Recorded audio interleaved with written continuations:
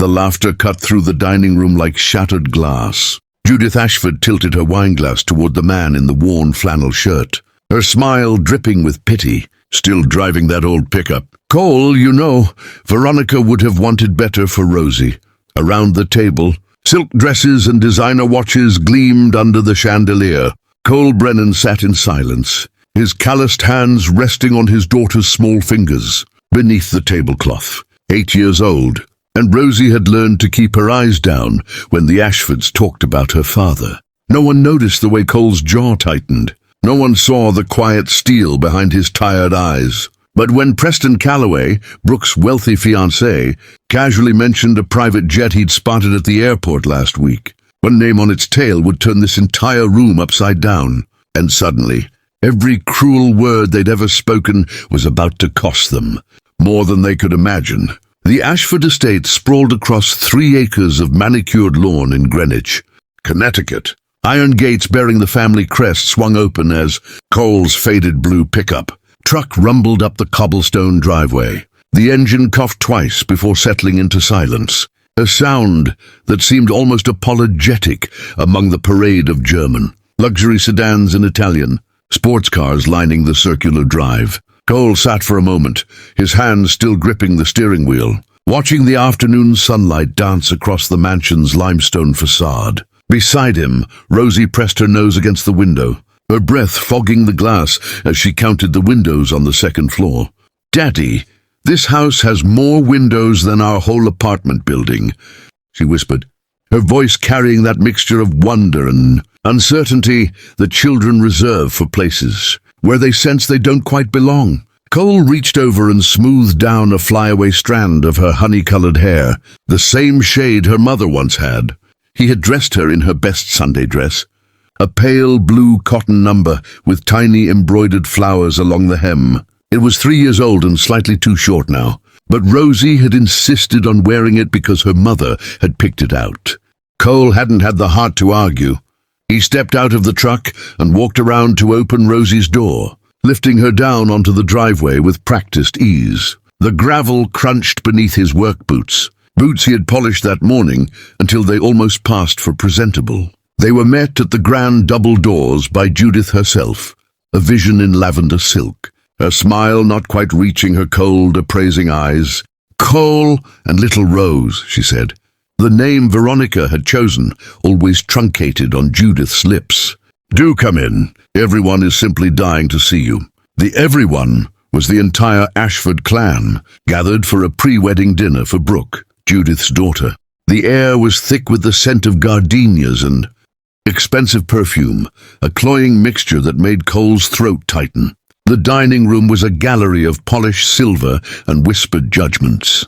Seated beside his stoic daughter, Cole endured the symphony of condescension. "Still with the construction, Cole?"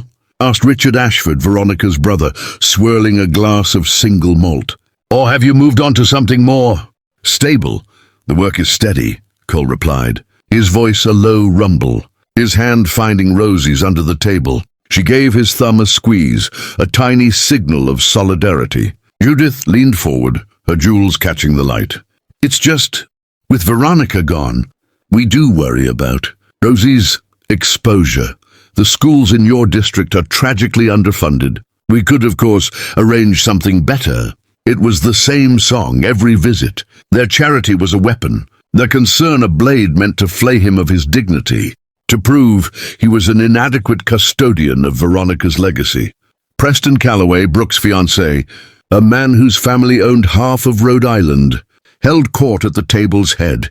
"Speaking of exposure," he boomed, oblivious to the tension, "saw the most magnificent bird at Teterboro last week. Gulfstream G700, state-of-the-art, and the tail number. Had it personalized, of course.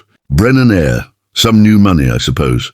Though the name did ring a faint bell, the room didn't go quiet. It went hollow. All the air, all the sound was sucked into a vacuum. Every head turned, not to Preston but to Cole. Judith's pitying smile froze. Richard's smug expression cracked. Cole, who had been tracing the rim of his water glass, looked up slowly. He met Judith's wide eyes, then Richard's stunned gaze, and finally Preston's confused face. Not new money, Preston, Cole said, his voice still quiet, but now filling the absolute silence like a thunderclap. Just private. He pushed his chair back, the legs scraping against the hardwood floor. The sound was shocking in the stillness. Rosie and I have an early morning. Her flight instructor is very particular about punctuality. He stood, a mountain of worn flannel and quiet power in that room of delicate silks. Flight instructor. Brooke squeaked, her face pale. Cole placed a gentle hand on Rosie's shoulder. She's a natural. Takes after her mother in the cockpit. Veronica always said the sky felt more like home than any house. The name, spoken with such easy ownership in this house that had tried to exile him, hung in the air. He looked at Judith, her face now ashen. You were right, Judith. Veronica did want better for Rosie. She wanted her to have freedom, to build her own life, not be a trophy in a gilded cage. She wanted her to know the value of work, not just the price of things. And she left me to make sure of it. He reached into the pocket of his jeans and pulled out a simple, worn leather key fob, placing it on the table beside his untouched dessert fork. Embossed on it was a stylized bee and the silhouette of a small aircraft. The company Veronica and I started in her parents' garage did all right. Brennan Air started with crop dusters. Now it does logistics on 6 continents. That G700 is ours. The one you saw, Preston, is Rosie's favorite. She likes the leather seats. He looked down at his daughter. Ready to go, co-pilot? Rosie stood up, her small shoulders straight for the first time all evening.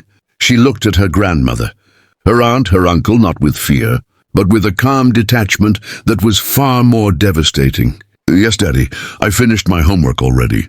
As they walked toward the doorway, Cole paused, turning back to face the frozen table. The years of slights, the polished condescension, the whispered plans to wrest his daughter away, they were all laid bare now, worthless and absurd. The will Veronica left, he said, the words final and heavy. It named me sole guardian, of course, but it also left each of you a token sum. $1, I believe. She said it was the precise value of the support you offered her when she chose a life with me. I thought it was harsh at the time. Now I think she may have overestimated.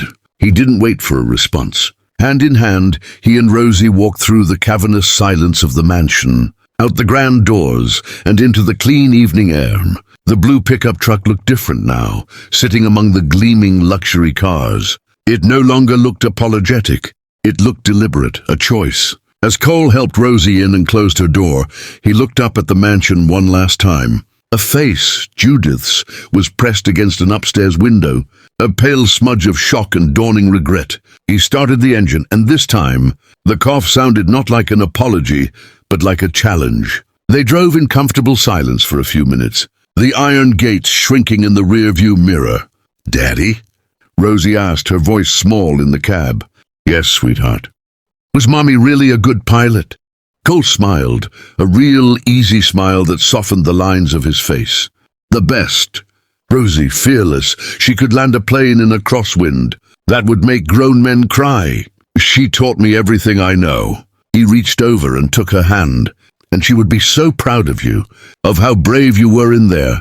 Rosie considered this, watching the expensive houses give. Just like everyone else who kept the building running while she collected the credit. Before we continue this incredible story, if you believe in the power of kindness and love stories that remind us what really matters, please subscribe to Kindness True Stories. Hit that like button and drop a comment telling us about a time when someone's kindness changed your perspective. Your support helps us share more stories that warm the heart and inspire the soul. Way to trees. I don't think we need to go to their house again, do we? Cole shook his head, his eyes on the road ahead. A road that led away from guilt and judgment and toward a horizon they could own together. No, honey, we don't. We have our own hangar to get to. And as the pickup truck merged onto the highway heading west, away from the setting sun and the ashes of their past, the sky above them opened up, vast and limitless and waiting,